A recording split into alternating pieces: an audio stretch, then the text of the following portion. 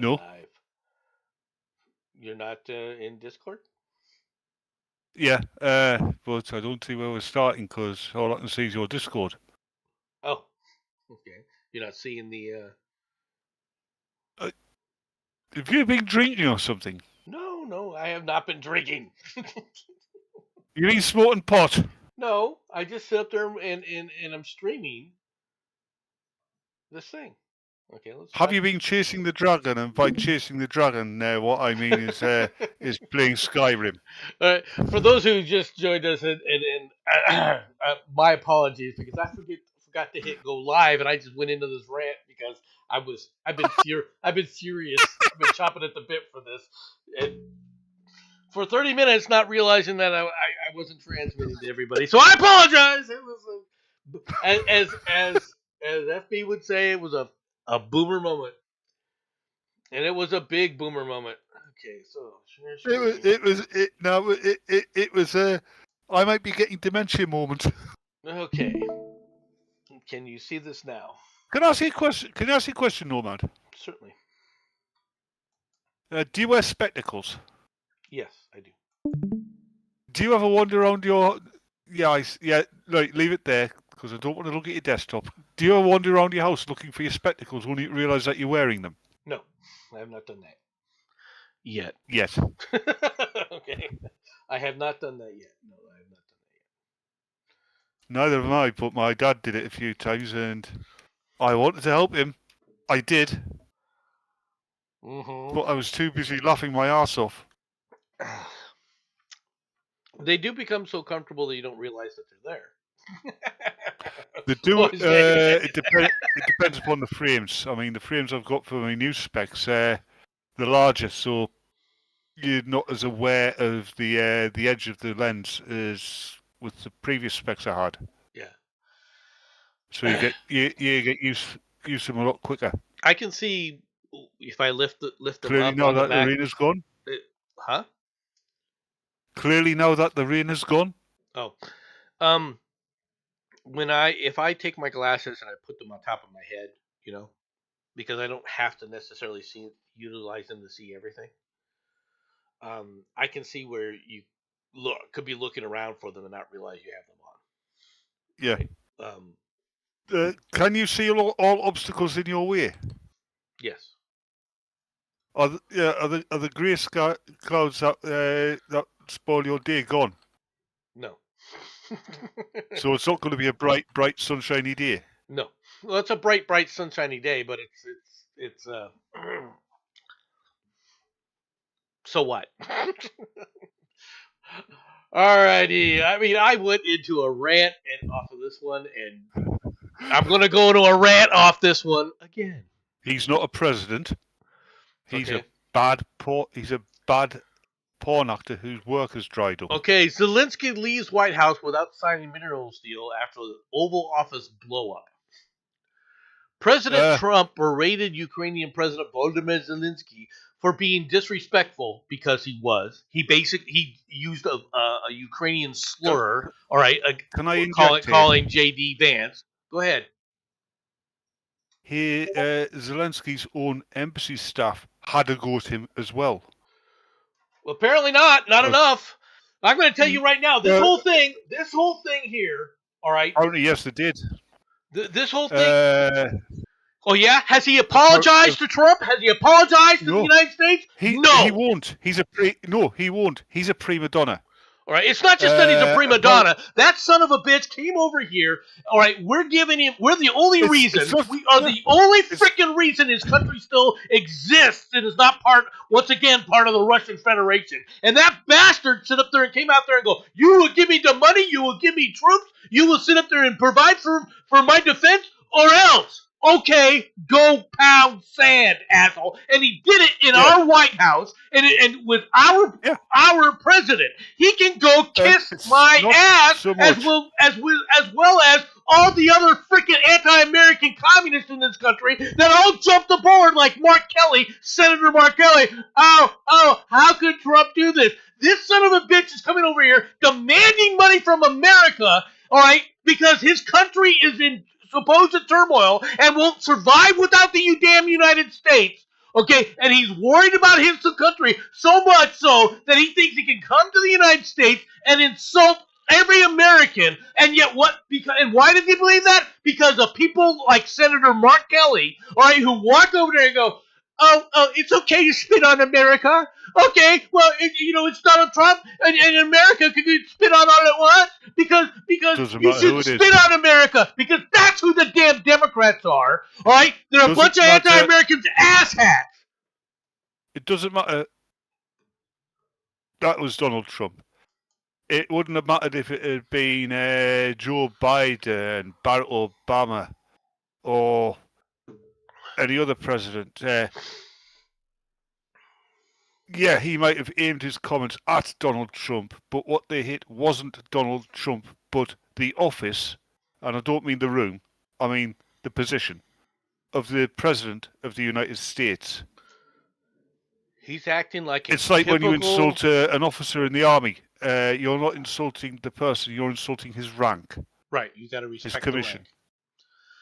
The rank. Yeah, it's the same here. He's insulted the office of the President of the United States. And thinks he could get away with it because he has an entitlement mentality. He has this Democrat entitlement mentality. All right. Oh no! You have to give us what we want. No, we're owed this. We're owed this. Go ahead. He's got this banana republic dictator entitled mentality. That's all he is. The only thing that stops him from being a banana republic dictator is he doesn't live in South America. Yeah, that's true. He is. He is as much. Let's face it. He's every bit as much the dictator as people claim that Putin is. Well, only Putin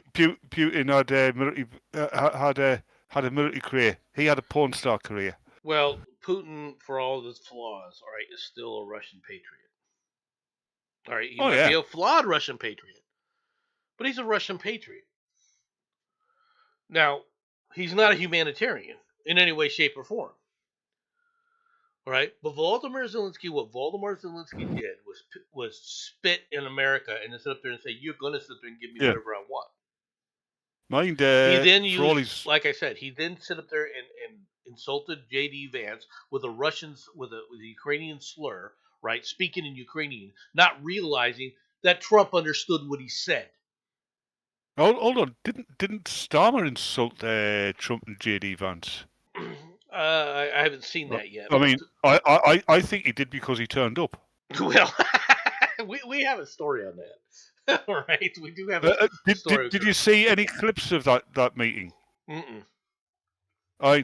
It was like two men, Trump and J.D. Vance, sitting beside Liberace, for want of a better word.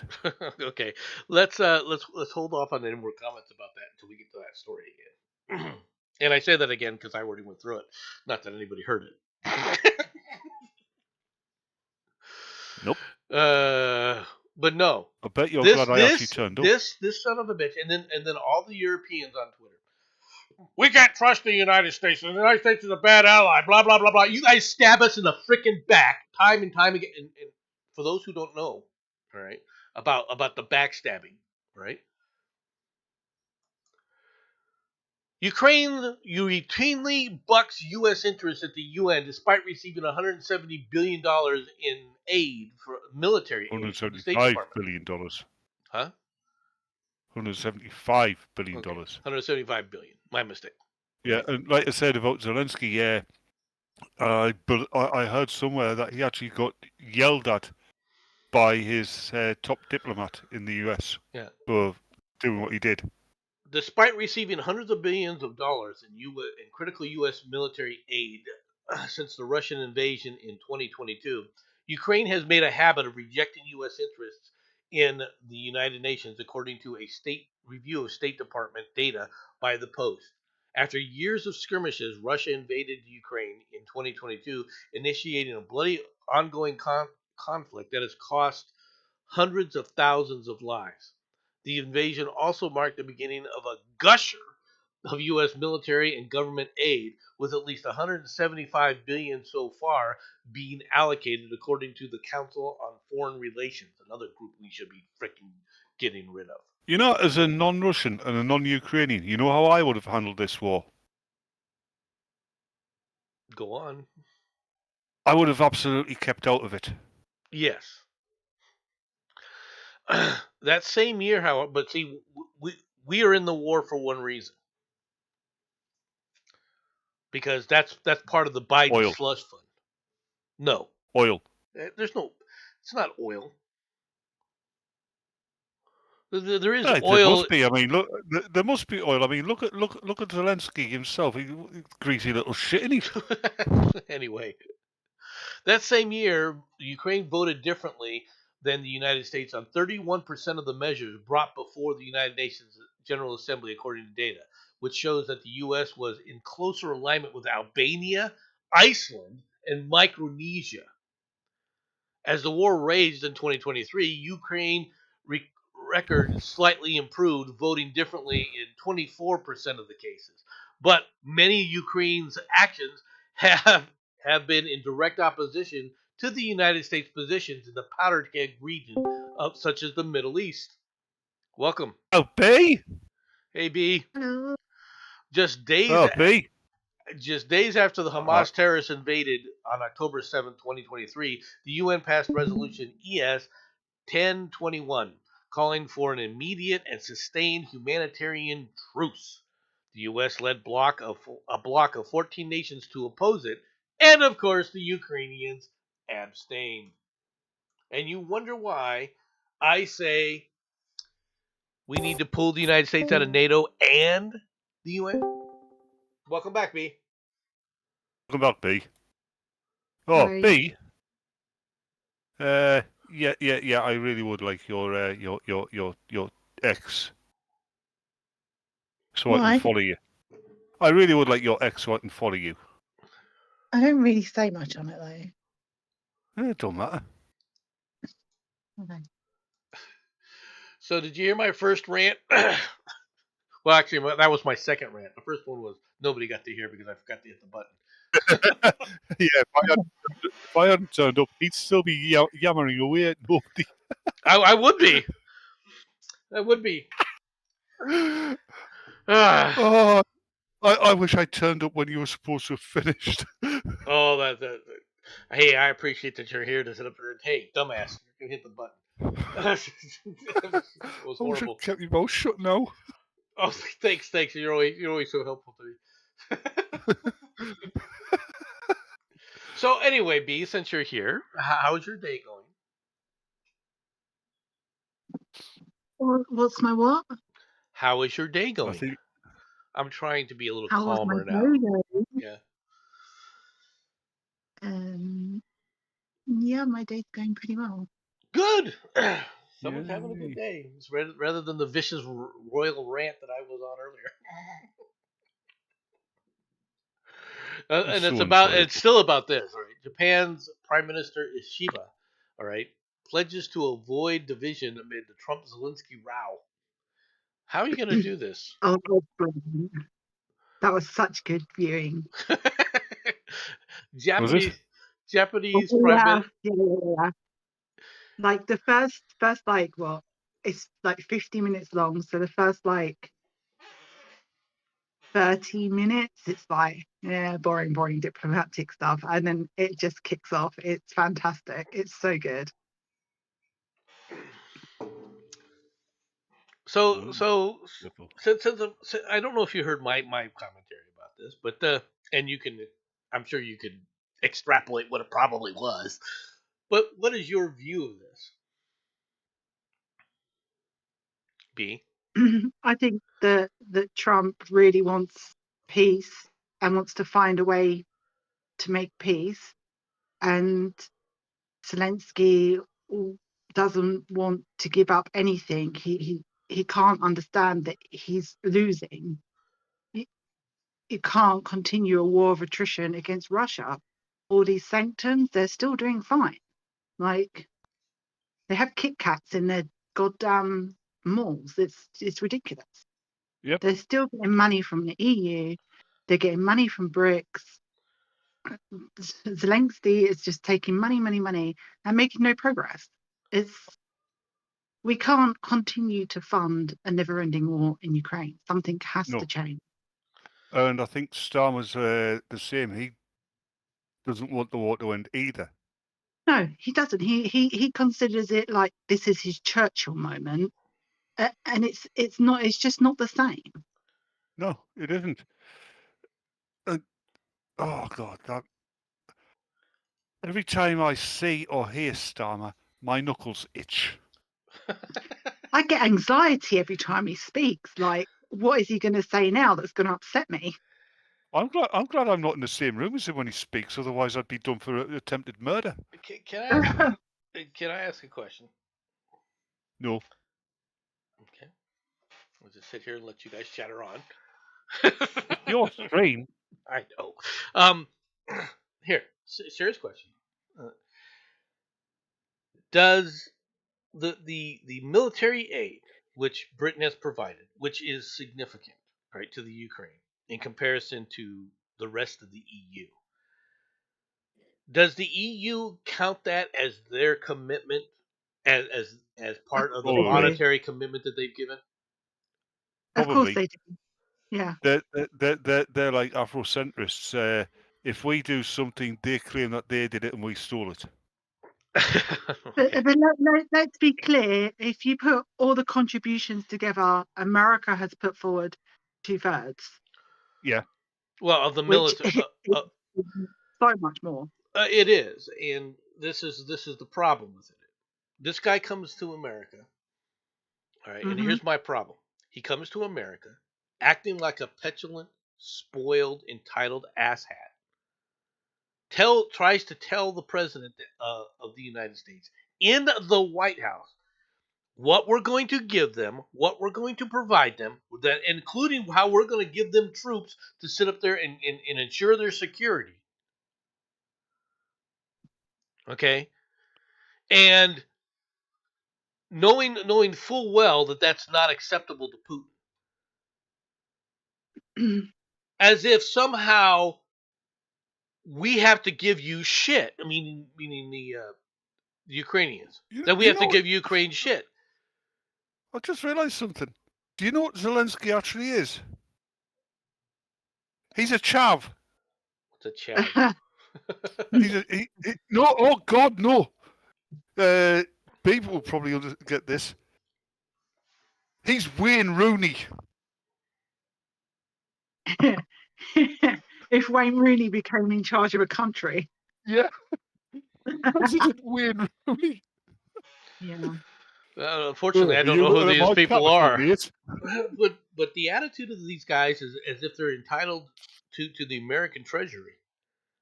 Right? He thinks he's entitled to everybody's treasury. And, I mean, and the whole Europeans, the rest of the Europeans, and I was on X and when all this went down, and all the Europeans started puffing all up about how he gave it to America and he did it. You know what? We're back. We're real close. We're not sliding anymore. We are now telling people we're going to pick up our ball and go home, and you European scumbags can go pound sand. Because you do not sit up there and do these things to the United States and then try to tell us, oh no, we're great allies. All right. He didn't give it to the United States. What he did was basically. He was a 3-year-old in the supermarket pulling stuff off the shelves and throwing a tantrum while his mother walked away. He was a petulant child. Well, he's going to have to come to terms with the fact. In fact, all of Europe's going to come to terms with the fact that we're going to end up pulling out of NATO because of this. And that's not that's an analysis. That's an analysis. That is not a threat. No, lads. The EU are talking about leaving NATO anyway. They need NATO far more than the United States needs NATO. We are NATO. When it comes right down to it, we are NATO. With all due respect to you guys in Britain, with all due respect to you guys in Britain, we're the only ones who've been paying our contributions to the United States for NATO. Right, God but the knows way why. you guys have been paying it has some serious flaws in it. Right? Not as much as the French or the Germans, Oh, who've really? been paying it by giving you IOUs. You guys have more admirals currently in active service than you have active service ships. We have no ships. What are you talking about? We Oh, the do. You're Oh, talking we've about got the ships, but We've we got the- we decommissioned the supply ships, which keep them armed. It's unbelievable to me. Now We buy.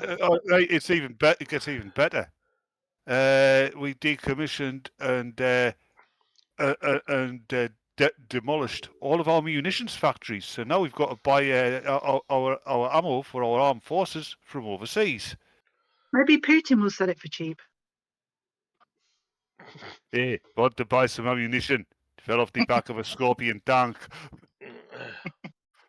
Well, the Germans aren't living up to their commitments in any way, shape, or form. You know how many Nope. how many Leopard 2 main battle tanks that they currently have in service, which is their main battle tank? They have no industry anymore. Yeah, like, but they or even army. well, they don't, and then they've reduced it down. But they're running around with about 308 to 320 Leopard 2s. That's total. That's not the ones in the reserves. That's not just. I mean, it includes the ones in the reserves. It includes the ones that are down for maintenance, which is most of them. All right. France is no better. Okay, they have about the same amount. Right, I think like 280 something. Right. Yeah, that's because they're building the European army, which will be brilliant because it will be built of an army that's comprised of soldiers from countries that hate each other. Well, every country in Europe hates every other country in Europe. Yeah. Well, without the United States, so you have like I said, Germany, right, which at one point was known for the Panzers. Panzer. Yeah, which were apparently vastly overrated. Well, okay, they weren't overrated. They were a different they were a different philosophy. Okay, they were built with a different philosophy in mind, and yeah, they kept losing. but at the same time, when they used to have thousands of these things, like I said, they now have 308. You know how many M1s that the United States has right now currently? Too many. Too many. We have you should give us some. We have 8,000. Yeah, like compare 300 to 8,000 and tell me that they're living up to their commitments. And that's main battle tanks. If you really want to see how bad it is, take a look at the air forces from Europe. All right, can compare that to the United States. And what you get rid of the O in force and put an A there instead. Say that again.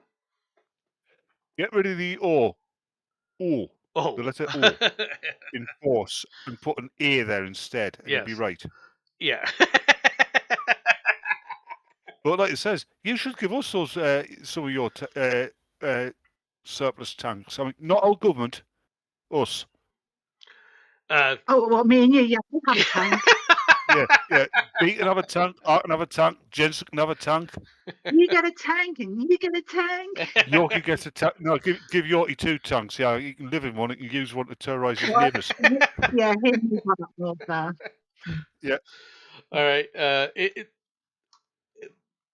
Just give TC a toy tank. He's a squirrel. Yeah, he wouldn't fit the full-size one. I'm not sure that that you guys could afford the fuel for them. That's why I said give. Hey, when you've got a tank, you don't have to pay for fuel. Yep. Plus, there's plenty of hills where I live. Oh, is that how it works? You just go in there and just fill up, and no one worries about what you're going to pay. I mean, what are you going to say? I've got a fucking tank.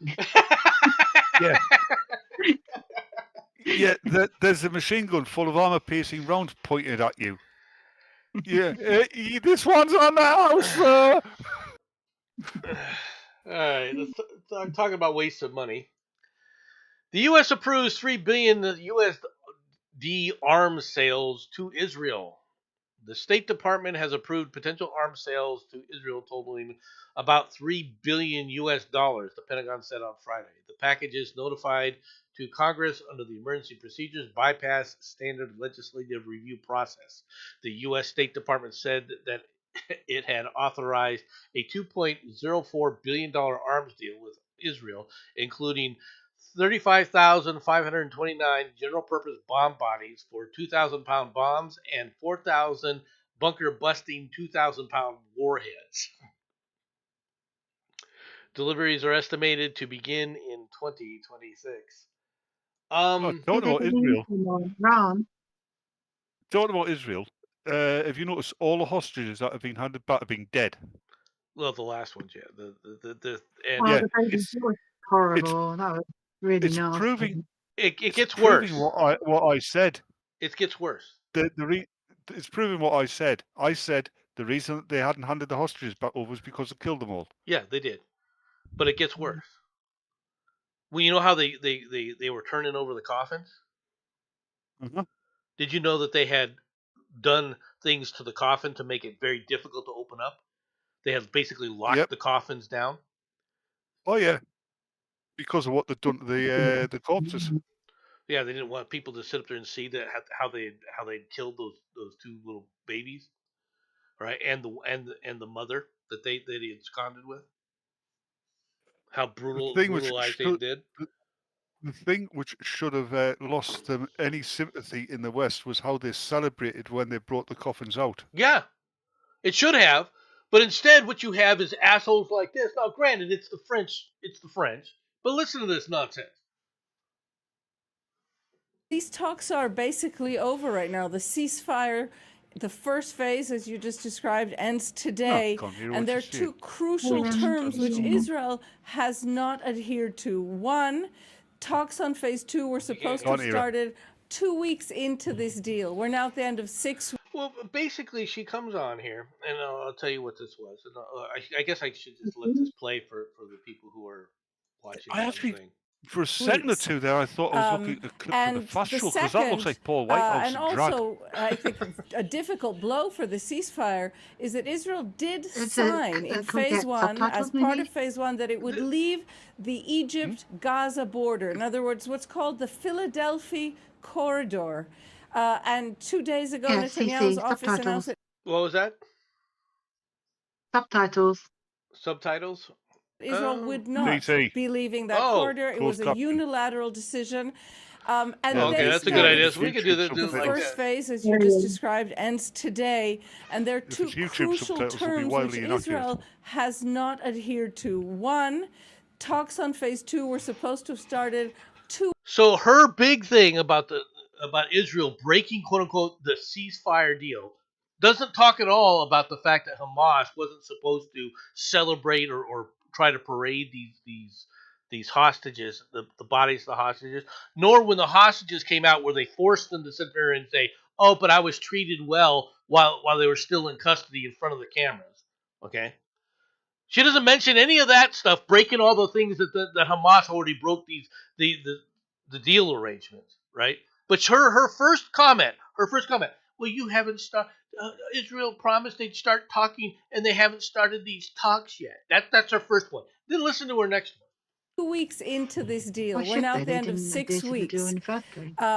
And the second, and also I think a difficult blow for the ceasefire is that Israel did sign in phase 1, as part of phase 1, that it would leave the Egypt-Gaza border. In other words, what's called the Philadelphia corridor. We shouldn't have talked them back out of it. They should have just taken over that whole area. So the next thing was that she's bitching about, right? Saying that is a huge. Let me finish this. What was supposed to be a huge commitment that only Israel is ignoring in the ceasefire deal is they're supposed to pull out of this corridor with Egypt, away from the Egypt, to allow Hamas to get weapons from Egypt, all right, and flow of weapons in. Yeah, and I think Matt Bartley in the chat there is right. That's Tom Baker from Doctor Who. Doesn't sound like Tom Baker. Well, then again, he probably had a gender reassignment surgery. I'm actually, I've got to say this. I am actually in favour of what Trump proposes. America can take control of Gaza. Oh yeah, I want to see the Gaza Riviera. That looked quite good. The thing is, the United States taking control of Gaza will drop it like a hot potato, like we dropped that entire area. Yeah, the problem with that area are the Palestinians. That's the problem. They're even barred from entry to Jordan, which is a Palestinian country. All right. Well, that's because they tried to take over. Yeah. Yes, they did. They did that in Egypt. They did that. They've done that in every country they've been allowed into. That's why nobody wants to take them in. Yeah. All right. Which oh my God, they're the champs of the Middle East. They are so used to. Let me tell you what they're used to. All right. The Israelis, they talk about all the land. Okay. Initially, the land, all right, was sold to the Israelis, the people who became the Israelis. All right. During the Zionist movement, okay, people tend to forget what the Zionist movement was actually about in the late 1800s, early 1900s, right? Which was to try and convince Hebrews, right, or Jews, however you want to look at it, to return to their homelands of Israel. And they did that by gathering money, asking for donations, so they could purchase land, all right, which they were purchasing it from who? The Palestinians. They were the Palestinians then. They only became called themselves Palestinians in 1967. And you know why? Because they argued that Palestinian is a derivative of Philistine, who they think were the original inhabitants of the land. The Philistines were actually invading colonists from Crete. Well, which is due to other issues that were involved in that. But yeah, there's a lot of things that were as from historically, if you want to take a look at the historical aspects of what happened there. But in the recent history with what they're dealing with, they sold the land, and the reason that they sold the land was because they expected at some point in the future, when it was developed, they were going to renege and take it back. And that's what they looked at when they talk about the Israel becoming, when it started fighting for nationhood. That's what they were looking to do: take all that land that they had sold legally back. Now the Israelis, all right, started attacking the British. The people, started attacking the British when it was still under British rule. Did so after one statement, and that's what that statement was. What the British did, all right, or what you guys did, or I could say it's you guys, but obviously it wasn't your people at this point. You tried to prevent them from selling land. You tried to prevent the Palestinians from selling land to the Israelis. I believe it's because it was not under British rule, but a British administration. It wasn't a country. It wasn't a country. It was basically an area that was not a state at the time. It was in the process of being set up. Correct. Which is why the sale of land was being prohibited. Well, no, it was to prevent more Israeli migration at a time period. From what I heard about it, the actual plan was British administered this area, which became Israel, right? And it was to actually set up a Jewish homeland. Well, they tried to set up it anyway. They tried to set up enclaves, but the enclaves were just separated, and of course there was fighting because once again, the Palestinians had assumed that this was their time to basically renege on the deals that they sold. But the additional sales of land was to prevent more Israeli migration coming into that area at a time period when everyone's hot and bothered, right? Yes, that's why they didn't want more people coming in. Because I agree. I agree, but at the same time, these people, the people that were flooding into at this point were the refugees from Europe. All right, after the ones that barely after World War survived. II. Right. Yeah, after World War II, And when it was safe to stay in Europe. Well, right, right. So you end up in a situation, I'm not justifying everything that happened with this. What I'm trying to do is point out that this is the real world. This is not a guess of doing this, but the problem still remains. The Palestinians, okay, when Britain pulled out, all right, and the UN pulled out. Basically, the UN said, "Okay, we set up these corridors. We're leaving now." What you ended up was the three nations. You had Egypt, Jordan, and Syria all tried to come into this area and claim the entire thing of Israel, all right, for their own. And the Palestinians joined. Each one because they did it separately. The Palestinians joined each one to come out there because they were going to take the land back that they had sold, right, free of charge. Actually, the different factions of Palestinians joined all four. There were some factions of Palestinians actually joined with the Israelis. Those are the Palestinians who live in Israel now. Those are the Arabs, yes, that live in Israel now. All right, and no, they're actual Palestinians, and they live in Israel. They're loyal to Israel. They actually fight in the Israeli army. Well, like I said, they're Israelis. So I'm differentiating between them and these other ones. But you're not going to fix this without them changing their attitude. And as long as they're cheering in mass demonstrations for Hamas after getting the shit kicked out of them, okay, they're idiots. It's not that they're idiots. It's they I hate to say it, but they think that there's no problem with bashing in a toddler's head, all right, if they don't like him. Yeah. All right. I kept you from they're this. Idiots and they're monsters. I kept you from this for a while there, FB. we'll talk about it now. God, look. There's a man sitting there with a woman dressed in man's clothing. He does look like our ex-head chief. I have never seen anybody so feminine.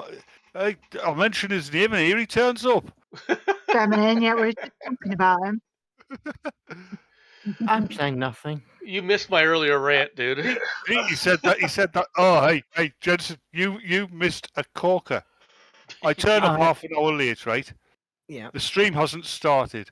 Nomad's in here ranting his head off. And are you practicing? No, I'm not practicing. Well, you're not live, He goes, yes, I am. No, you're not. He'd been gone for half an hour and he wasn't live. I had because I was very animated to get into the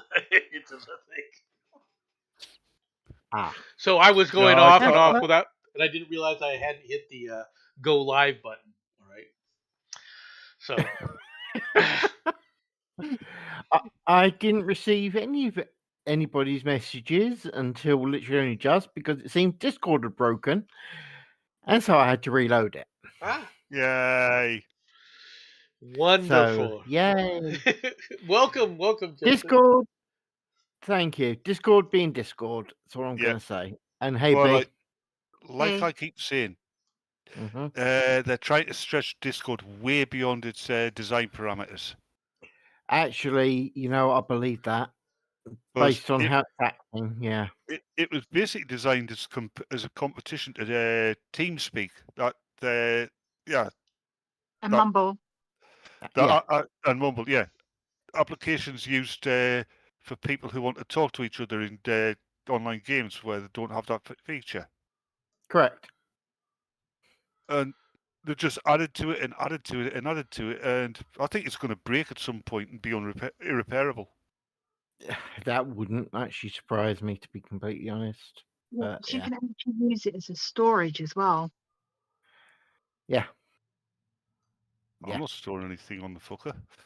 I didn't say it was safe. You could create a private server and open up as many channels as you want and start saving things in it as a free way to save data and things.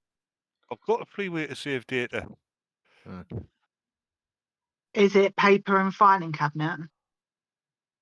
Is there a fucking webcam in here somewhere? We do not need to have anything to do with you and a webcam, my dude. Okay, No, I'm just saying. Actually, no. If ever I want an extra external hard drive, I've just got to phone my cousin up. He's got a ton of the bloody things. Oh, Anyway, cool. real trade deal. Trump, Starmer tries putting a spark back in U.S.-British relationship. What were we trading? We don't have any industry. We don't make anything. Right, we're buying oil and gas, I'm guessing. Yep. Right. According to the papers yesterday, Trump warmed to Starmer. No, he took the piss out of him. All right. Trump must remember all of the bad things that he and his government have said and done about him. He sent 100 MPs over to try and get Harris to win, help Harris win. I think David Lammy called him a Nazi and a KKK, and said if you saw him on the street, he'd punch him. He was so nice. Yeah, well, let's get on to this. Some analysts and Democratic lawmakers see President Donald Trump pulling away from Europe. They're not wrong there, right? The American leader and his British counterpart contend Thursday that Washington and London have a special relationship, but that's not Europe. Okay, our countries have a special relationship that has been passed down through generations, Trump said in a joint press conference with British Prime Minister Keir Starmer in a packed East Room at the White House. We're going to keep it that way. The two leaders huddled Thursday at the executive mansion. While there was plenty the duo said they agreed on, there was also signs that both have work to do to keep the relationship special. The only person Keir Starmer is a counterpart to is Liberace. Don't you dare disrespect Liberace. Can you put the article on YouTube, because I can't actually see it on the. You want me to put it back up here? Oh yeah, that's good. Yeah. Okay. You on your phone? Yeah. No, that's fine. Sound is better. I sound awful on my laptop. Yeah, you do sound quite. You are coming quite clearly on your phone. Yeah. Starmer, who dined with Trump late last year at the Trump Tower, began the afternoon with some flattery, not unlike other world leaders, except for frickin' Volodymyr Zelensky, all right, who met with the president. He thanked Trump for changing the conversation about Russian-Ukraine war. Not anymore, all right, and said the historic deal that nobody reaches was possible. He was upset about that. He was upset about that. He was not happy. It was not happy. Starmer wasn't happy about Trump wanting peace. I mean, he doesn't want peace. Well, Starmer doesn't understand the true cost of war. He's never been in one. Yeah. Well, I think one of the problems that people have is the people who have never been in one have two problems. One, they don't know the cost of war, and two, they don't know when it's necessary. Okay. Yeah. When it's necessary to pay that cost, and they have gotten it out of their heads that all we have to do is think happy thoughts and everything happens. Yeah, I mean it's something. I mean, most people in this country, especially my age, right? So Starmer should be one. He's not. We haven't been through war firsthand, but we all have relatives who have. Yeah, whether it be the Second World War or many of the other conflicts around the world throughout the 20th century. So most of us of my generation do know the cost of war. Starmer doesn't. Yeah. Well, if he did, he probably wouldn't care. Well, that's the other problem. There's too many people that are wrapped up in themselves. That they don't. It's all about them, and that includes Volodymyr Zelensky. Zelensky is not doing what's necessary to help his nation of Ukraine. He's doing everything he can to clear the deals, and what it's going to do is just going to lead to more deaths. He will help his nation so long as you get him on his good side. I'm not going to say it. I'm not going to say it. Say it. Say it. Okay. No, I'm going to be polite. Say it. For once. Say it.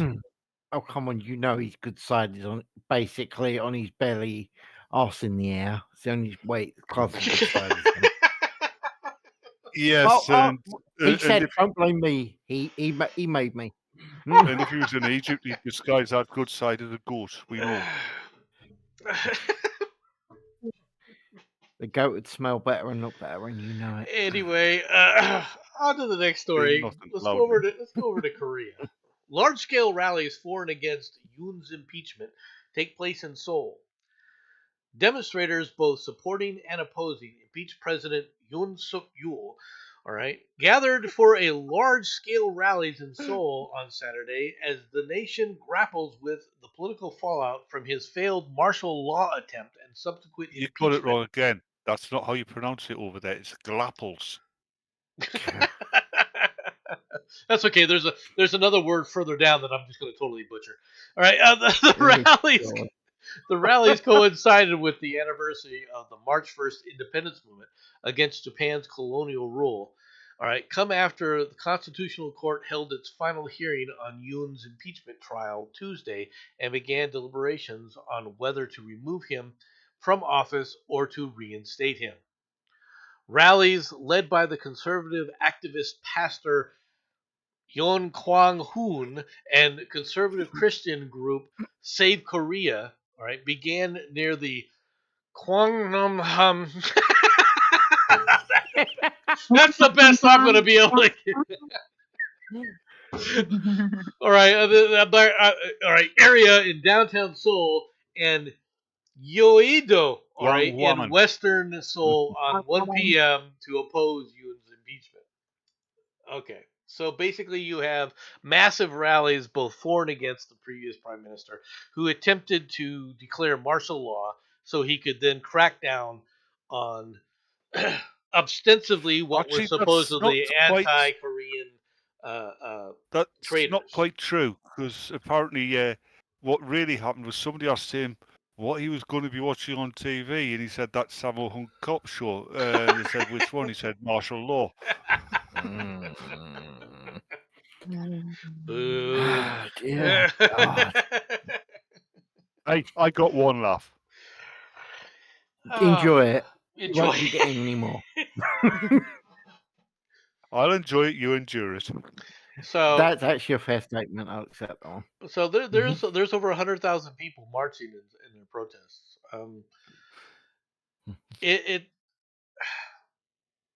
It's Korea, all right. Korea has a lot of problems internally because whether you like it or not, there are a lot of old world tendencies of. Or as they put it in the Korean word, I believe, is plobrums. I thought he was going to say Korea. I'll be honest with you. That's more of a Japanese type of pronunciation, to be honest. Mm-hmm. But it's the entire Far East. Let's be honest here. No. Koreans are no. Right? In fact, you can answer the phones for nah, 여보세요, nah. Not understand a word, and they'll just continue on.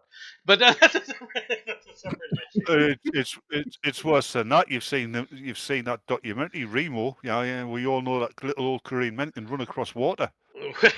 The Koreans are weird. They're a great group of people, but they're hard to understand. Officially, they're the most xenophobic people on the face of the earth. I'm okay with this. I don't know if xenophobia is truly the right word. Terrified of Lucy Lawless. Stop giving him the opportunity to these bad jokes. Come on, people. Come on. Get with it, yeah? I'm sorry. You're making it too easy for it. You could just mute him. All right. It's Korea. All right. While I was first in Korea, during my first tour in Korea, I had 2 tours in Korea, separated by a 4-year period. the first tour of Korea,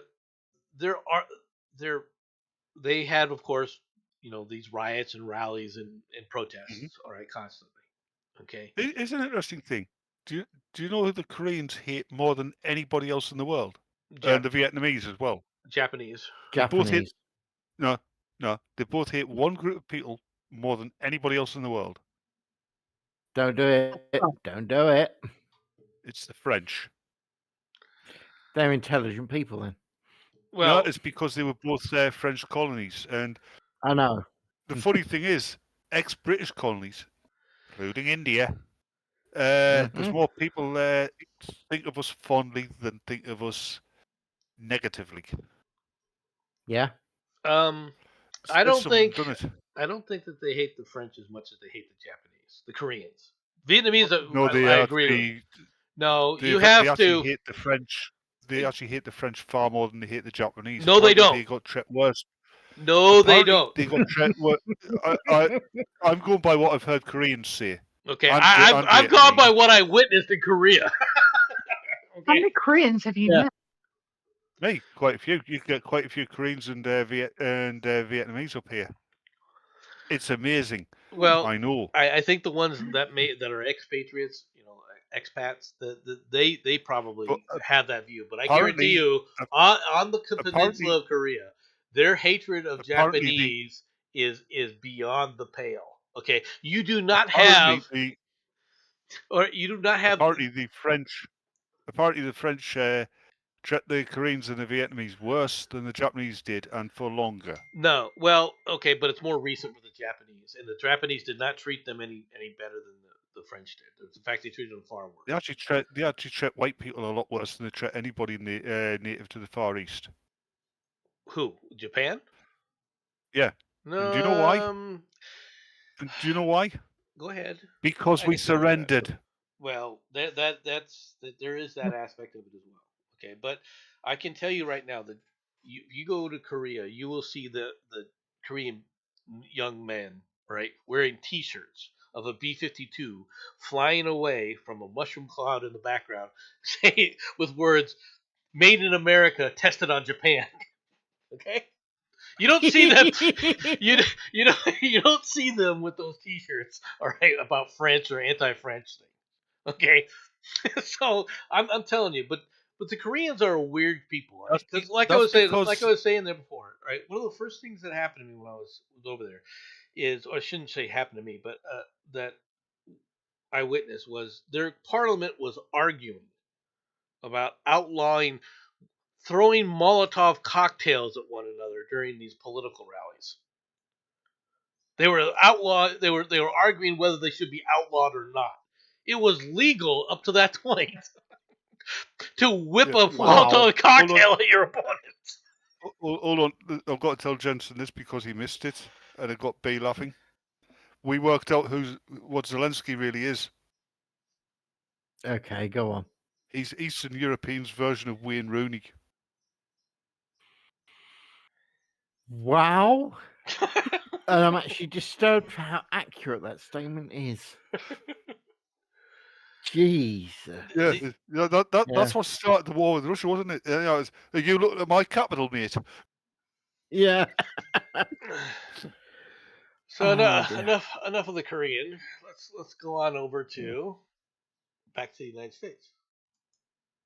What was that? Police round up an iguana? That's later. Well, you should have put it up there, shouldn't you? All right. The IRS now admits thieves stole tax files of at least 405,427 taxpayers.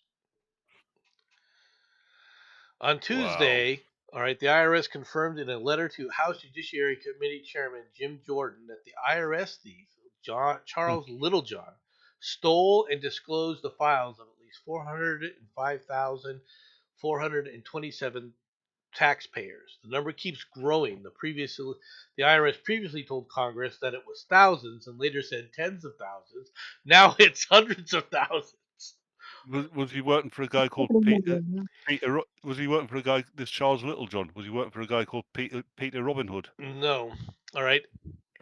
And yet the Biden DOJ only charged this man with 1 count of theft. Okay? Now, why? Because now this guy was working for a contractor that was subcontracted to the IRS. He had left his position when he saw Trump getting elected. He asked for his job back just so he could get a hold of the tax records, and has admitted to this, of Trump. And while he was there, he said, well, I'm going to go after these other guys that are part of this as well. Okay? And yet, the Democrats today are screaming and crying about how Doge, unelected bureaucrats, are having access to my IRS files. Unelected bureaucrats already have access to their IRS files. They're called IRS workers. This is a fair statement. Little fan service, and then a little fan service for Biden, or I mean for Jensen. I'm sorry, I apologize. It was totally slip up. I was not thinking of this for you. There you go, Jensen. A little extra fan service for you. I apologize. He called me Biden. I noticed. He's going senile, then. I mean, no. I don't mind senile. He called me Biden. Yeah, I know. Like I said, he's going senile. I mean, if I hadn't turned up, he would have done the entire street without anybody hearing it. That would have been hilarious. I have to say, there's at least a bit of me that is sitting there going, I think I'd actually have to sit there and laugh my ass off. Let him do it. There's a bit of me that was thinking about that, actually. You should have waited until about 6-7 minutes before the end and then come on and go, oh, by the way. Because that would have been funny, and then he would have killed everybody. No, what would be funnier is if I turned up and not told him. Oh, that also would have worked. B would have cottoned on quickly, and she wouldn't have said anything, would you, B? Probably not. And the worst part about this is I have to take this because it's all true. And Jensen, let's face it, if you'd have turned up when you did, you would have cottoned on quickly. You wouldn't have said anything either, would you? I have to admit, no, like I said, I would have probably enjoyed I've got to wait until 6 minutes till the end and then, oh, by the way. But that's just because, Schadenfreude is a thing. I do appreciate it. That's because we're a bunch of bastards. Like I said. All right. Stoning, shooting, and pushing a wall onto criminals. Horrific methods of execution the Taliban has reintroduced, to Afghanistan since implementing Sharia law. What a surprise. The Taliban entered Kabul in August 15, 2021, with little resistance as our fearless leader, Joseph Biden, withdrew from the country. Fundamentals returned to power in Afghanistan for the first time in 2 decades, while Britain promised it would use every diplomatic and humanitarian lever to support stability. Within days of the Taliban had re-implemented a strict interpretation of Sharia law and started carrying out brutal executions. In a desperate spectacle, the Taliban began executing people in public, a cruel fact of 21st century Afghanistan that lingers onto the present. As recent as last November, a man convicted of murder was shot in a sports arena or sports stadium in Kharkiv. The man was shot by a member of the victim's family under a practice embraced by the Taliban called Qisas, or whatever. I'm not trying to butcher it. An idea that an eye for eye retribution justice usually applied in cases of murder and physical harm. Go ahead. Eye for an eye. Yeah, an eye for an eye is not pushing a wall over on somebody. Well, 2 people accused of adultery were stoned to death in the Badakhshan province in February of 2023, worrying the UN assistant mission in Afghanistan, warns of a lack of due process in many cases. Yeah, you were probably worried because the UN mission is probably some of the people that are engaging in adultery. Yeah, Yeah. excuse me a minute, Nomad. Are you all right, B? Yeah, he had Nico on. Oh, because I was wondering what the strange noises were. That was all. I thought the cat was making biscuits on your lap or something. Nico's on. Just on the stream. Oh. Not paying attention. Can I say that the English government is actually doing a great job in helping the Afghanistanis? They have introduced their Islamophobia and Yes. are combating extreme misogyny. So kudos. Mhm. Are they? Well, we just ended our I support of the sense Taliban by taking away I the I gender. I sense treacle thick sarcasm rolling downhill there. Yeah. Oh yes, that was a big heap of sarcasm there. Yeah. I didn't notice it. It was hardly noticeable. We should put more effort in, I feel. Well, I mean, you think about it. We gave the Afghanistanis $80 billion of U.S. weaponry. Yeah. I noticed how brave the Biden administration was during that. When you because part of having a joint operation in an area is when you pull out, you tell your allies. You didn't you? You ran away under cover of darkness. Okay. No, I'll stick up for Biden on this one. He was a brilliant brave Sir Robin on that. True. He definitely brave Sir Robin. He ran away. No, yeah, he got the running away bit right. He didn't get the brave Sir Robin bit right. Yeah. Meanwhile, it's quite feasible he left his assistants halfway over the ocean and put them outside the plane just in case. So maybe he did. I bet when he got back, his diaper was full. Yes. All those weapons and vehicles, and they won't even let us have machine guns. By the way, he's not wrong. Hegseth warned of military action if Mexico fails to meet Trump's border demands. It was the first. What? Trump's going to invade Mexico. No, what we're going to do? Okay, that's. Let's go on to this. I have no problem with this. It was the first call the U.S. Defense Secretary Pete Hegseth held with Mexico's top military officials, and it wasn't going well. Hegseth told the officials that if Mexico didn't deal with the collusion between the country's government and drug cartels, the U.S. military was prepared to take unilateral action, according to people briefed on the January 31st call. Mexico's top brass on that call were shocked and angered, feeling he was suggesting U.S. military action inside of Mexico. He is. Okay. So this call must have been about 3-4 o'clock in the afternoon, because everybody we all know if it was any time after 11 till 3, they would have been in siesta. Hegseth's private warning, echoed by other Trump administration officials, now looms over Mexico's trade talks with President Trump. Their fear demands that Mexico end fentanyl smuggling. How dare we? All right. And migrant trafficking. Oh, how dare we demand that they don't flood our borders. Okay. Are quickly backed by the potential U.S. military action and not just the 25% tariffs that would cripple the country's economy. Does this mean that France is our Mexico? Yeah.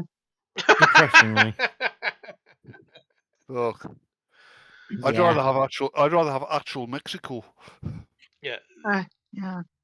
Trump said that the tariffs would go into effect on Mexico and Canada, the U.S.'s two biggest trading partners, on Tuesday, along with another 10% on China, sparking a mad dash among those countries in recent days to find a way to head off the levies. Not happening. Not after what the Canadians have pulled.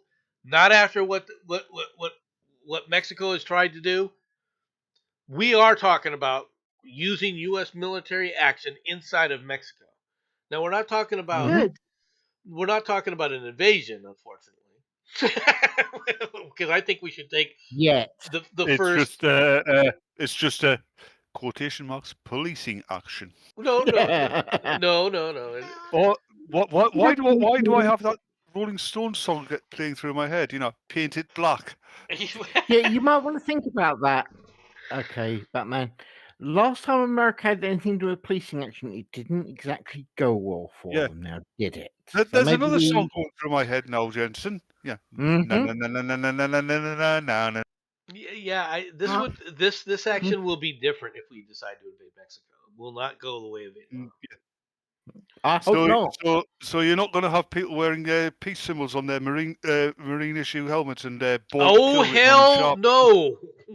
Okay, but what they're talking about doing right now is we're talking about using strategic strikes, all right, and wiping out the cartels. Going in there and saying you get a Ginsu, you get a Ginsu missile, you get a Ginsu missile, all right. and when they made a film about it, what you call him? I'm forgetting the guy's name, but he's going to come back and reprise his role as Animal Mother from Full Metal Jacket. Oh right. Right, can I make a suggestion if you're actually going to do this? While you're doing these tactical strikes, can I suggest tactical nuclear strikes?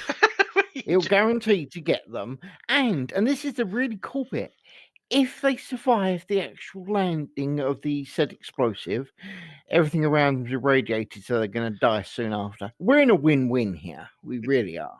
The device doesn't land, it airbursts, and I would advise using the neutron bomb. That way, you kill all the people, but the buildings are still left standing, and so are the estate agents. I've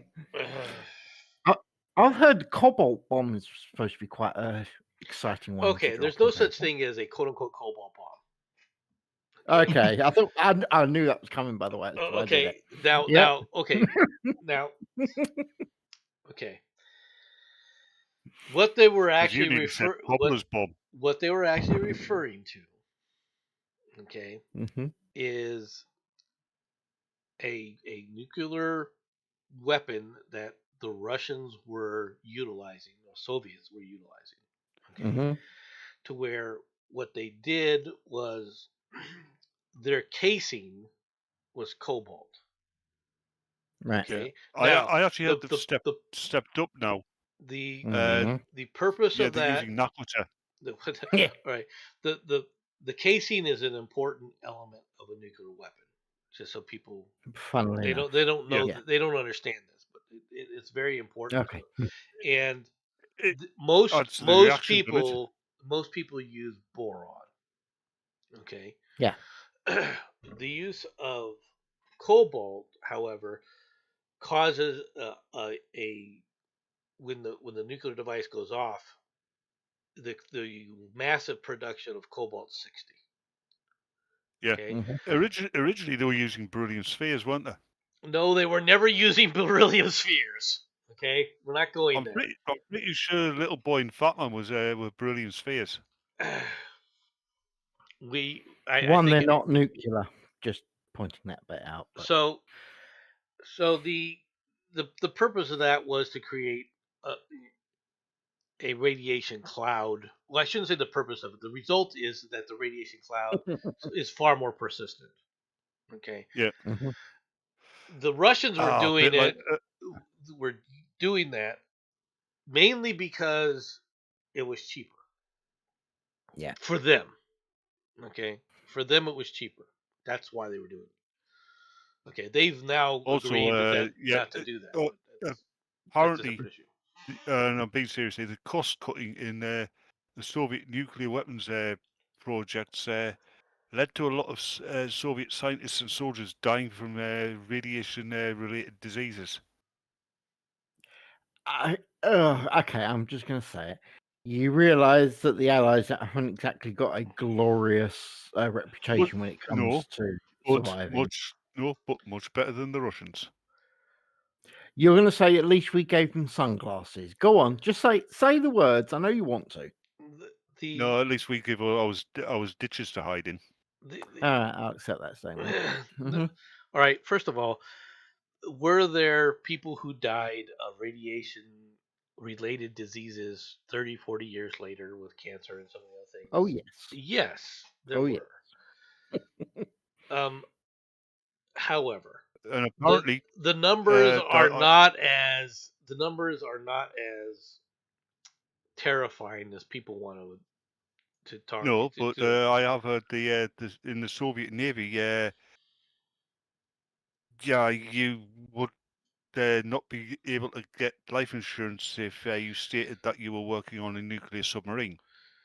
That's fair. Well, that's because whether it was a nuclear submarine or not, their subs had a tendency of not returning from patrols. Yeah. Okay. Oh, no, Mad. Come on, they make brilliant coral reefs after a few years. Don't take that away. Actually, that's the same with the Irish submarines. They have for the Republic of Ireland's Navy, their submarines have a case of not returning. But then again, Irish submarines have sunroofs. That is a fair statement. And you call it their Navy, we call it their Air Force. It's anyway, confusing sometimes. Biden aide admits administration was gaslighting Americans by covering up alarm at his age and health. Really? A senior aide for former President Biden admitted the administration was gaslighting Americans when it repeatedly dismissed growing concerns about the oldest ever president's age and ability. Michael LaRosa, a former White House... That was the most publicly known secret on the planet. Michael LaRosa, a former White House aide and longtime press secretary for First Lady Jill Biden, admitted the campaign was aware from day one that the 81-year-old's age was an issue, and aides were scared to death. That was the issue. Were scared to death of letting him do an off-the-cuff interviews ahead of the election. Cover up to me is a little hard and a little harsh. Every politician, everybody, every human being tries to cover up age. No, the guy was mentally deficient, and what's more is you were doing this with a press that was completely compliant with it. They all knew he was. He wasn't mentally deficient. He's a walking corpse. Okay. Right. He is one of the undead. Nothing wrong with the undead. I mean, that Secret Serviceman who got bitten by Biden's dog. You never heard of him afterwards, and there's a reason for that.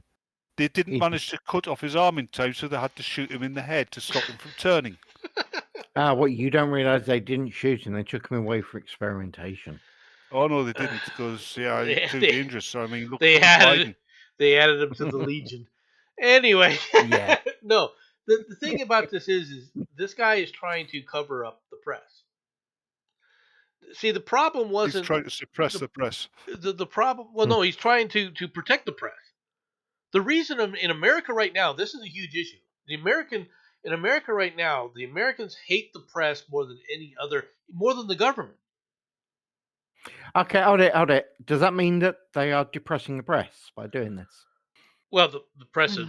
I don't know about depressing the press. I mean, they're... Depressing the press. All right, they're not oppressing the press, but the mainstream media, repressing the press. The mainstream media has been in losing people watching them left and right, and that includes. Go ahead, B. Just they lie and they just say the state propaganda. That's all they do now. Yeah, right. I mean, once over TASS. The Soviet news agency just worked in Russia. Now it works all over the Western world. Well, the BBC is pushing it. Yeah. Yeah, it's a horrific thing that has happened to the press. But they earned it because they were. And the problem that they had was there were still too many Americans that were of the opinion that no, the press isn't as bad as people as the quote unquote right, the people on the right say it was. No, right? It's actually worse. Okay, it is, and I agree with you, but. They themselves believe that no, the press, they might be a little left wing, but they're not that bad. When that debate happened, they realized that the press were not just lying, okay, here and there. Mm-hmm. That everything that they had been told that they were being talked about were lies.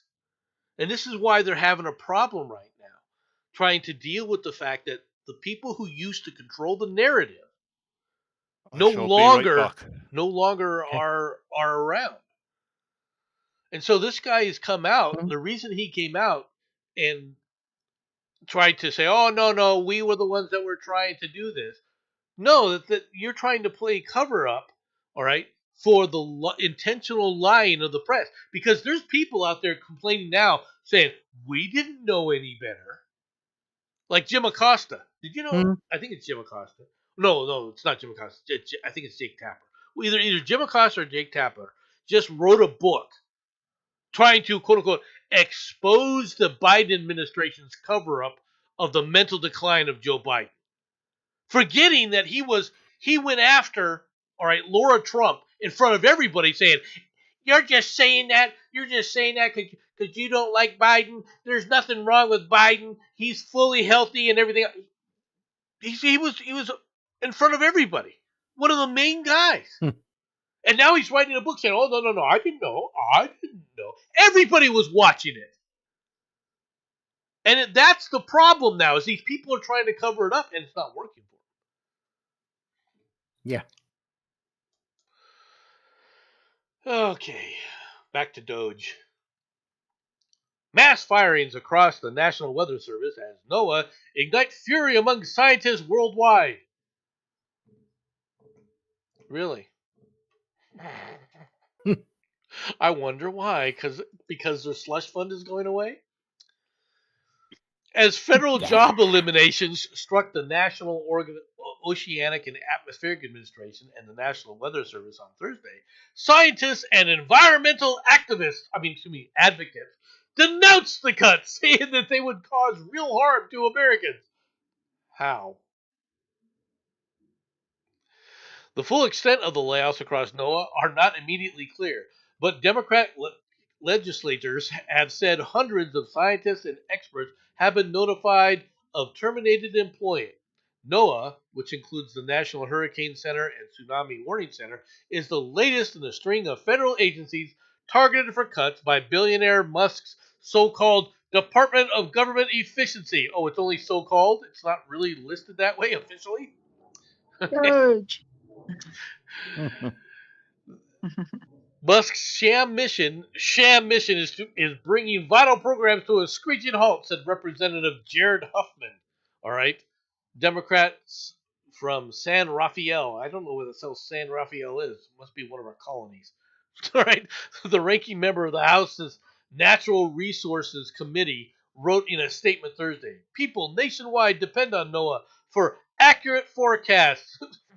All right, severe weather alerts and emergency information, none of which is threatened by these firings. Right? What would you like to know what they were doing with this? This was another group of people who were listing funds to climate justice groups throughout America. So it was funding Ed Miliband. And whose wives and husbands, all right, were legislators in the Democrat Party. Yeah. All right, that's what they were doing. Okay, so you catch these guys doing this for quote unquote climate justice. The climate's the climate, folks. I mean, you're not going to get justice from the climate. You're not going to get anything. The climate is the climate, and it changes. Okay? And I'm not saying that we can't be good stewards of the earth and that we need to, try to keep things, from being totally destroyed. All right? But we're beyond the pale. What's that group that keeps running around, painting things with orange and going after Just Stop Oil. Just Stop Oil. Mm-hmm. Stonehenge. I guarantee you they were funded by these assholes. Oh, I yeah. guarantee you they were funded by. All right, that this was the things that were happening from these people. Let's see what else Doge is doing. Oh, this one. Doge cuts eyed for GOP spending bill, raising shutdown fears. Please. Aside. I want our government to shut down. I want it shut down permanently. I want it shut down for like 30 freaking days, and nobody gets retroactive pay. Okay? Senior Republicans that would be fun. Senior Republicans are seriously exploring how to include cuts made by Elon Musk's Department of Governmental Efficiency in an upcoming government funding bill, a move that would skyrocket tensions with Democrats and dramatically raise the potential for a government shutdown. Now, let's stop right there. How is it going to get any more intense than it is already? How are the tensions between the Democrats and the Republicans going to get any worse than they have been for the past, 4 or 5 years? Mm-hmm. They have, the thing with me is they have no shame. They are literally stealing from their own citizens and complaining that it's being cut off. Yeah, exactly. All right. Top GOP they have leaders, no shame. It's disgusting. Top GOP leaders and President Donald Trump's team have been discussing the idea, which is far from finalized, according to 3 people who were granted anonymity to discuss the conversations. But one of the people said the idea would be to codify some of the most egregious examples of alleged waste that DOJ has identified and incorporate them into a government funding patch through the end of the fiscal year. All right. In other words, we're not going to use the funding as a slush fund. We're going to take your slush funds and put them back into the government like it's supposed to. How dare we? Yeah, pretty much. How dare? What do you think this is? And as far as the cuts go, these are long overdue. Long overdue. Okay, let's go on to a story that's probably near and dear to Batman's heart. Excuse me, FB's heart. A North Carolina woman is behind bars for assaulting a Family Dollar worker who tried to stop her from escaping with a shopping cart packed with valuable electronic items. Sorry, correction. Lanky Stanley, 44, was collared yesterday for attacking the female employee over a purloined $6 pack of toilet paper. Wow. When Stanley, seen at the right, sought to shoplift from the Family Dollar store at High Point, worker Deja Pierce, 29, attempted to stop the toilet paper heist. Pierce told cops that she tried to lock and block the door when the female attempted to leave with a pack of toilet paper. After Stanley pulled Mrs. Pierce's hair in an attempt to move, all right, the two fought. The police subsequently found Stanley circulating the area near the Family Dollar store and arrested her for assault and attempted larceny. She has also been charged with a third misdemeanor for allegedly damaging Pierce's iPhone during the scuffle. All right, Stanley, who was locked up without bond. All right, $6 toilet paper. Lock him up without bond. Murder? Just let him go. I just want to say something here, if you don't mind. She looks so trustable. I mean, look at that image and tell me you don't see a face that you just trust. I am looking at someone who looks like they are on drugs. All right, crack. and then tried to grab some toilet paper so they could shit outside in the yard. Okay. Yeah. I mean, you really have to start opening up more mental asylums. Okay. Okay. Before I say my thing is, what I'm thinking of saying could get you in trouble. Are you totally okay with that, Nomad? Of course. Okay. She should have just gone to the local mosque and picked up a Quran. Carry on. I just felt the need to say okay. That. Anyway, you said that we need to open up more mental asylums, correct? Mm-hmm. Oh yeah. Okay. Bring back Trans-Allegheny. Do you know why we don't have them in the States anymore? They're racist? Oh, the racist is back. Yeah, that's fair.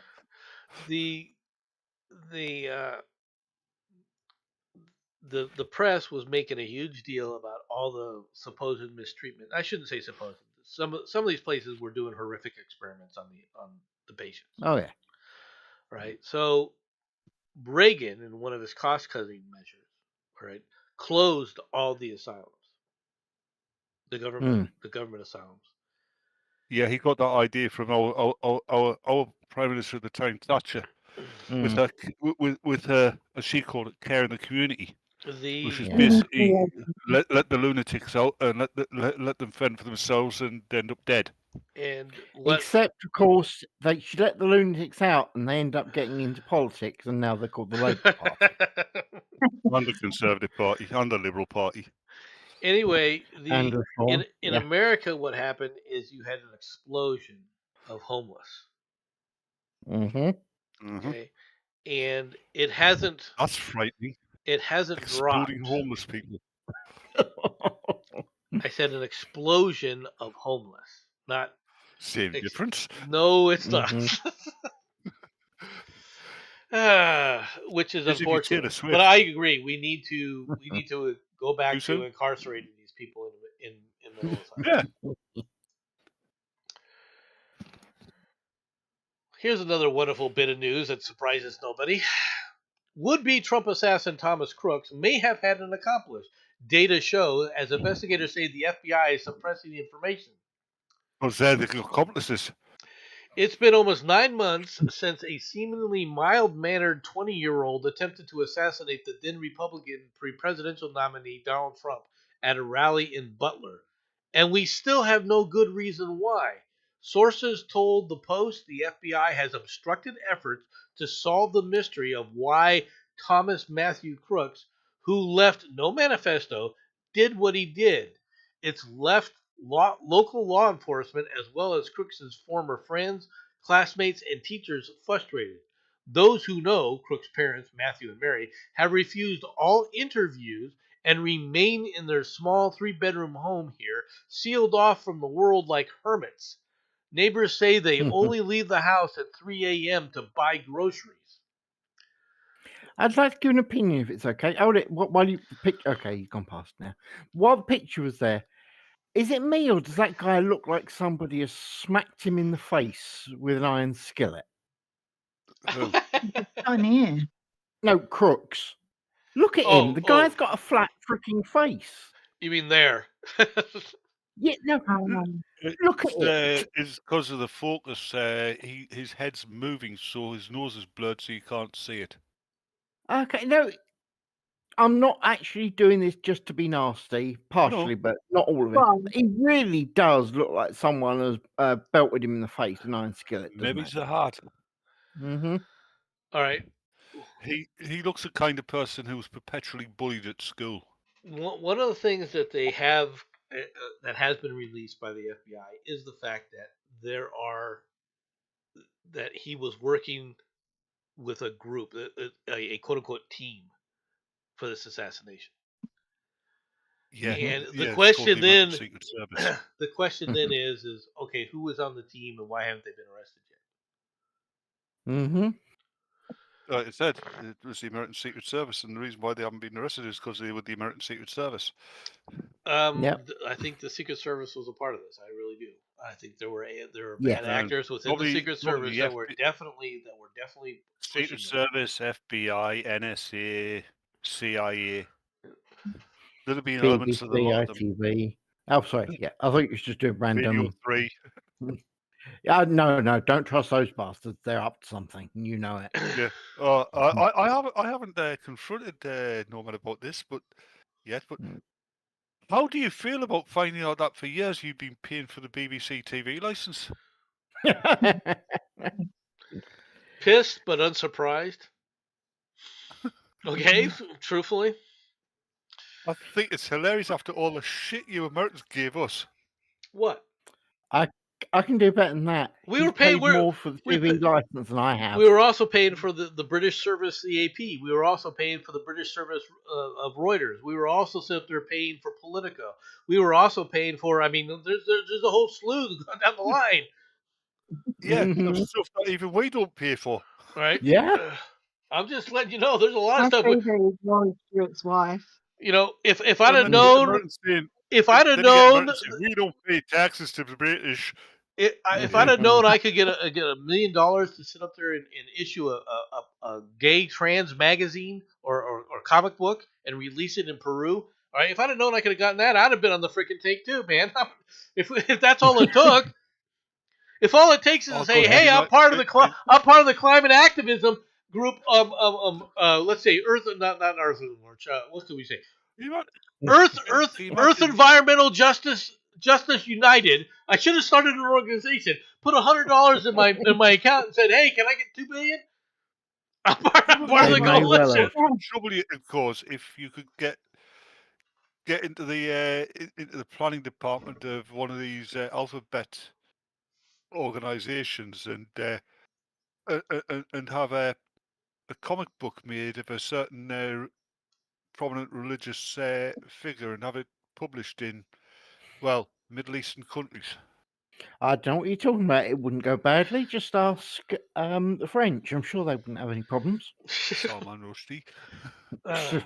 Anyway, back in the United States, in New York City, what a surprise, McDonald's has started carding teenagers in response to crime. Wow. You know, I think if we knew what the United States was going to turn into, we would have just let the Dutch keep it. A restaurant located in Flatbush, Brooklyn, has experienced attacks on security guards, marijuana smoking, and theft of customer food. The New York City. They're a sanctuary city. They imported them, didn't they? Yes, they did. A New York City McDonald's. They broke the law. They're reaping the rewards. Yeah, New York City McDonald's is now barring groups of teenagers from its restaurant after enduring an influx of delinquent behavior.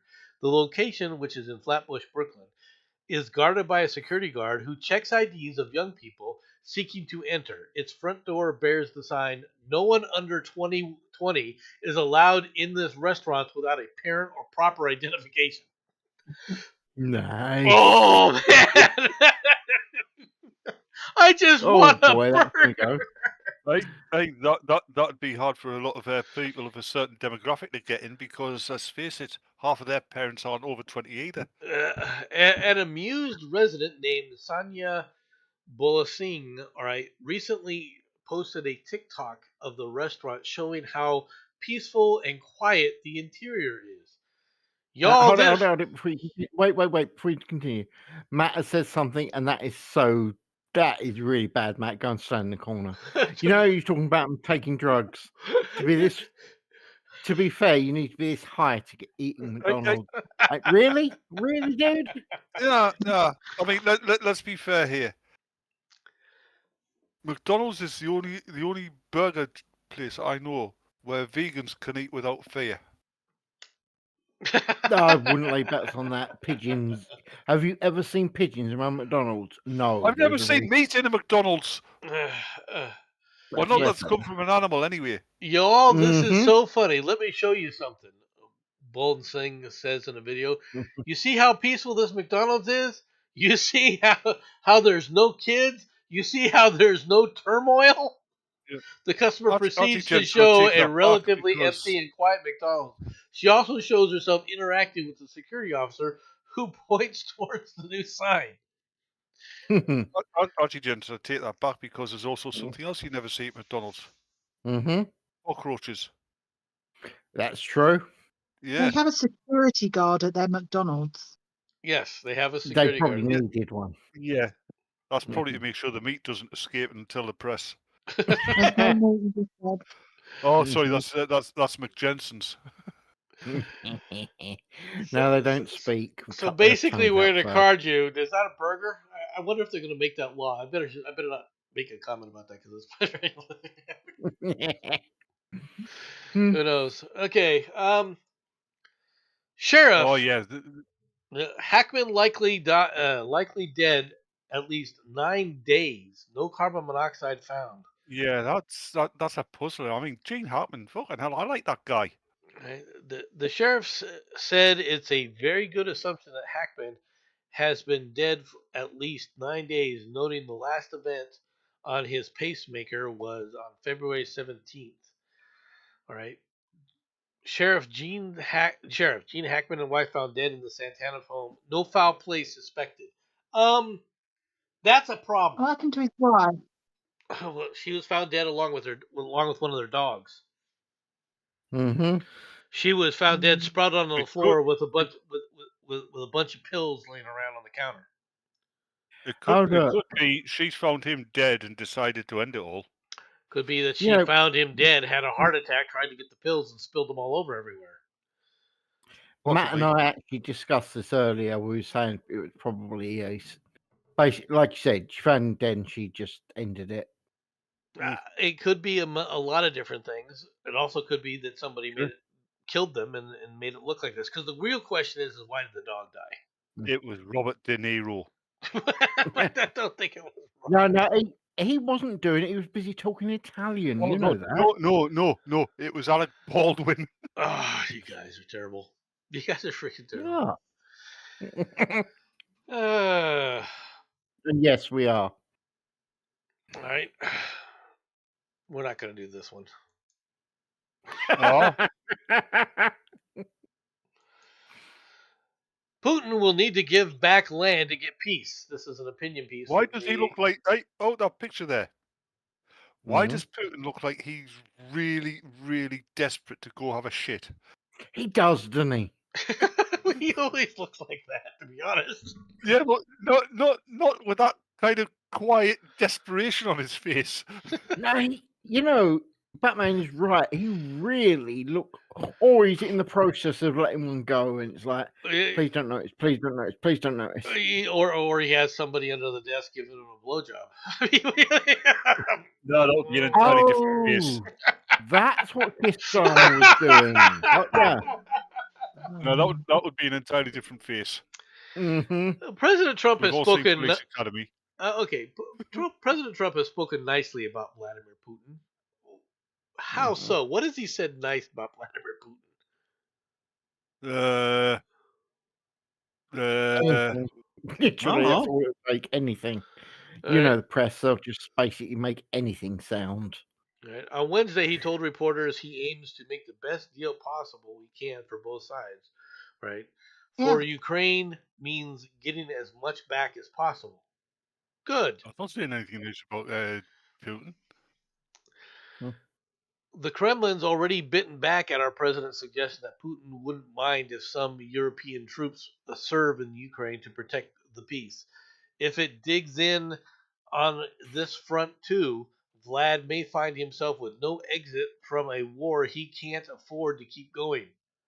The Russian economy is in growing trouble. The powers that be in Europe, the EU, and that cringing, effeminate cretin we've got in power, need to stop rattling the sabers and making war noises. That will allow Putin to back down and save face. Yes. The problem that I have is who wrote this story? All right, or put this out. Just an editorial. Did they write this before the meeting yesterday? No. This was Wednesday. This was before the meeting. All right. The Russian economy is in growing trouble. How long has the Russian economy supposedly collapsed for? How many years? When was World War II? Yeah. Nothing against these guys, but I don't think the Russian economy is the problem. The Russian young people don't want any of this shit anymore. No. I mean, let's face it. The Russian economy has been struggling since the end of World War II. Only because we keep cutting them out. Well, that's true. I mean, you are correct. They have been struggling. Who's cutting out? They? No, you're there. B might be cutting in and out a little bit, but that's okay. Yeah. Don't seem to be cutting out to me. Oh, he is. It's really quite bad. Yeah. Am I cutting out? You have been, mate. Periodically. Your voice, your sound quality goes up and down, but you're not cutting out to me. Ah. Well, that's probably because I lean back in my chair, so I'm further away from the microphone. Yeah, and let's face it, when Nomad leans back in his chair, that means his microphone goes from close to his mouth to 40 miles away. Not quite that bad. Okay, I'm dread to think if it wasn't yellow paint, what was it? Woman 18 vandalizes ex-boyfriend's car with yellow paint, or so she thought. When planning to vandalize your former boyfriend's car with eggs and yellow paint, it's always a good idea to make sure you know the exact make and model of the target's vehicle. Oh, she got the wrong car. Oh God, I've seen that happen as well. Cops charged that Evelina Fabinski, 18, mistakenly damaged the wrong auto last night in Deltona, Florida street, where her ex resides. By the time the officers responded to the 911 call about a young woman spray painting a vehicle, Fabinski had already caused $5,000 in damages to an innocent couple. See, along with words Jason and Devil, Fabinski allegedly covered the car with various other scribbles. Fabinski, who was assisted by a 16-year-old female sidekick, told cops that she was angry with her ex over a $700 debt that she was owed. Pictured at the right, Fabianinski, was charged with criminal mischief, contributing to the delinquency of a child, illegal possession of alcohol. Why is that not a surprise? She was also hit with a DUI rap. Her underage cohort, who was covered in yellow paint, was also cited for marijuana possession.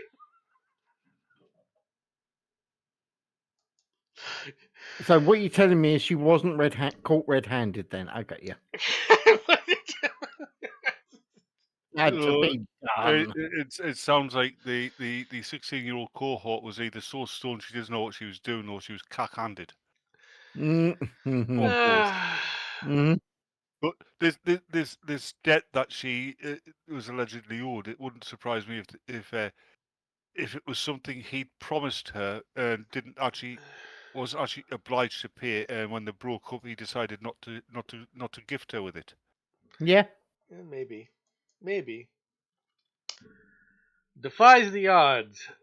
Teenager got pregnant from oral sex, according to the medical journal that claims any other explanation is impossible. Did they call this teenager cunt mouth? Her ex-boyfriend had violently attacked her in what medics described as a mini war when he caught her giving oral sex to her current partner. A 15-year-old from Lesotho, South Africa, was admitted to a hospital after a severe intermittent abdominal pain that felt strangely like contractions. To her utter belief, routine testing revealed that there was in fact labor pains and she was pregnant. Doctors who wrote about the case in the British Journal of Obstetrics and Gynecology then discovered the teen had no vaginal opening, a rare defect that only affects between 4,000 and 10,000 newborn girls.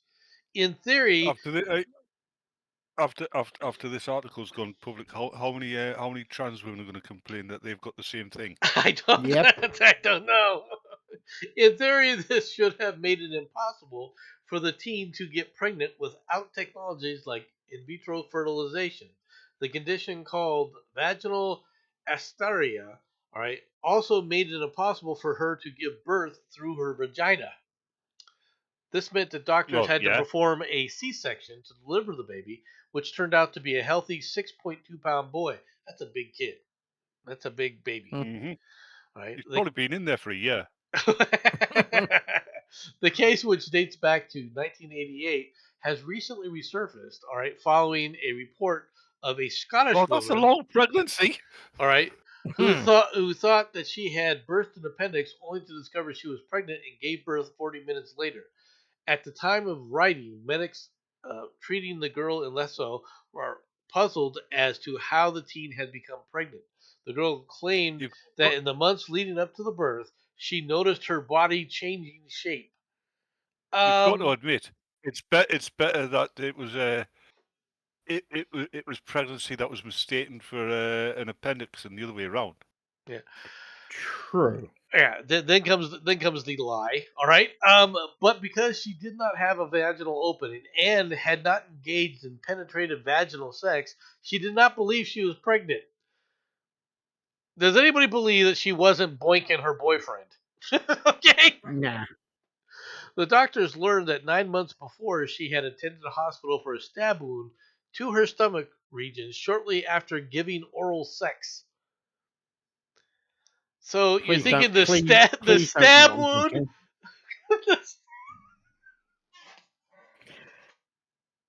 Okay, I'm a very bad person because I know where my imagination went. I too know where your imagination went. The baby was stabbed my imagination into existence. My wife wants to get pregnant. Well, just get the cleaver, Ma.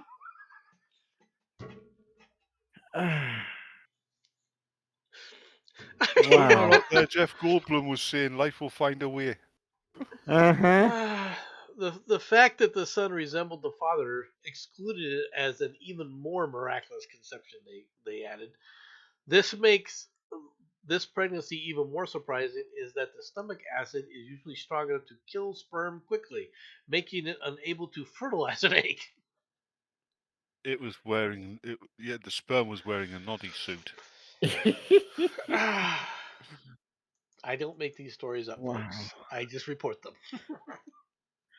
Yeah, someone else makes it up first. Yeah. Yeah. Wow. Man tired of foreigners is busted. Go back to your effing country, a Missouri man said before he assaulted a Hispanic victim shopping at a supermarket, according to police, who say the accused assailant. Then he told that he was tired of foreigners, man.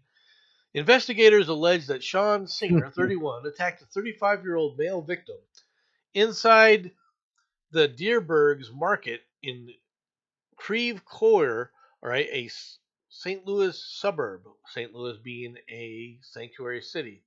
Singer, who lives a few blocks from the store, was arrested Friday evening and charged with assault motivated by discrimination, a felony. As detailed in the court complaint, the victim told cops that he had passed Singer in an aisle. Singer mumbled something unintelligible. The victim asked the defendant if he had said something, and the defendant said, "Go back to your effing country," an officer reported. Singer then raised his fist and swung them at the victim's direction. After the man stumbled to the floor, Singer struck him repeatedly in the upper face and body. Bystander, cops say, tried to pull Singer off the victim but failed. Singer only relented after being told police had been called.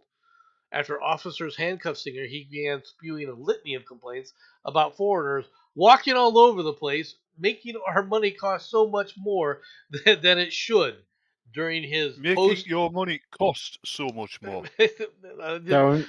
At some point in this story, I was waiting to see where in the hell he was, the drug is that he's on. Because this guy is on a drug, okay? This guy's either drunk or something else. All right? Or all of the above. He looks it, though, doesn't he? He does. He looks like a vicious Down syndrome sufferer. What the hell is coming out of B's microphone? The mutations are finally coming through. I mean, what? Or wearing off, you mean? All right. Final story of the day. Final story. Police round up Lucy. Go ahead. Well, B, Jensen has very often said that you are actually a Cthulhuid life form.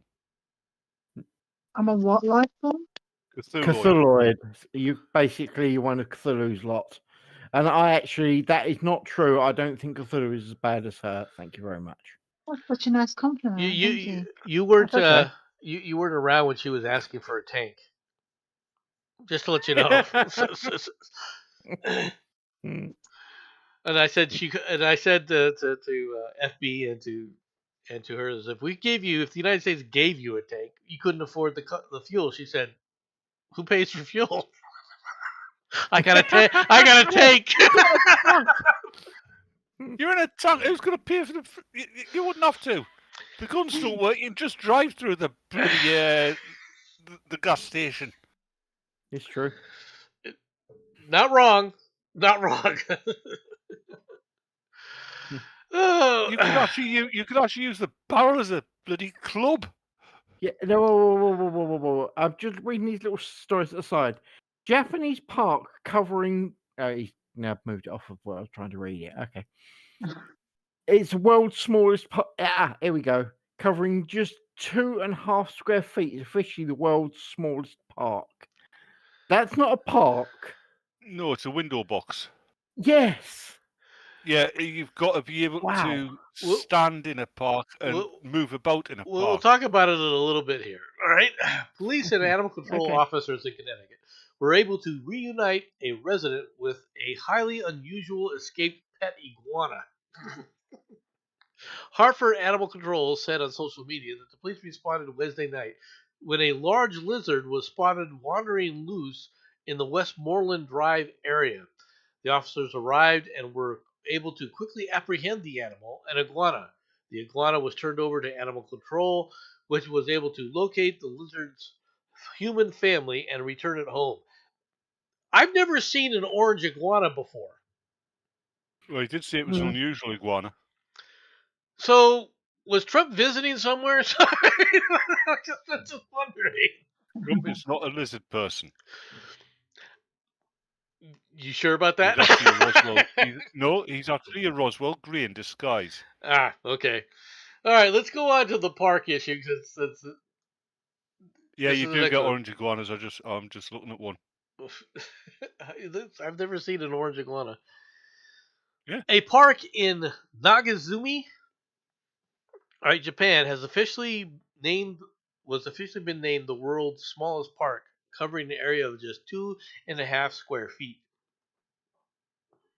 The park near the Nagazumi Town Hall, about an hour's drive from Tokyo, was created in 1988 after a worker at the construction management division of the Nagazumi town returned from a trip to the United States. The worker had encountered Mill Ends Park in Portland, Oregon, which previously held a record of 3.1 square feet.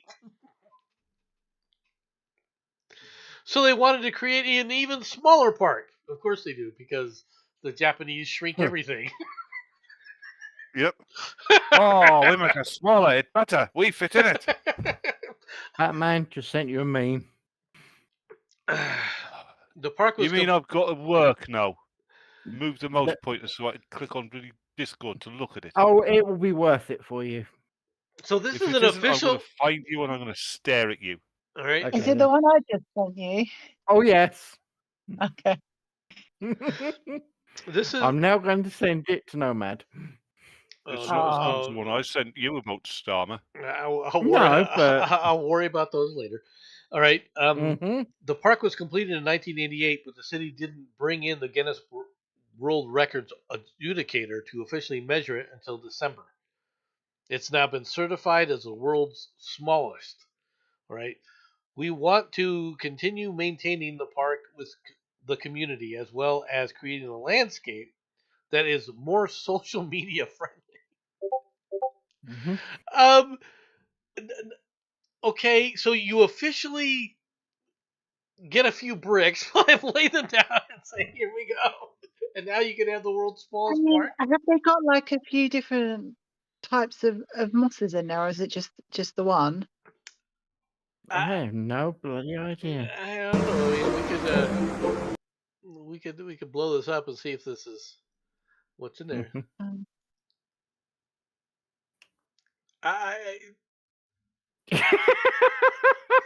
The entrance and the bench. Okay, it's got a bench. That's cool. Yeah. It just looks like weeds growing between the rocks. Yeah. I mean, when you consider that the Japanese are quite into their moss gardening, I would have thought that they would have had at least like a few varieties of mosses in there. You can imagine weirdly, little bonsais or or a little bonsai would be cool, yeah. Yeah, I was going to say bonsai. Oh my Tora, goodness. Tora, Tora, Banzai. He's closed the stream. Yes. I did close the Discord stream. That's the final story, and unfortunately, I have got to go. All right, so I'm gonna have to end the stream man. here. I Just appreciate you make sure guys you have a coming. look at the meme, I think. I will. Yeah, I I've will. sent you one as well. I sent the same one to Big. I will look at the meme. I do appreciate you guys. Thank you for coming out. You're more than welcome. You should have been here earlier when I was ranting and raving at the world and nothing was going on. It's funny that I wasn't. So I'm gonna go ahead. Thank Time you to very close. Talk to you later, baby. Bye bye. Yeah. Bye. Bye.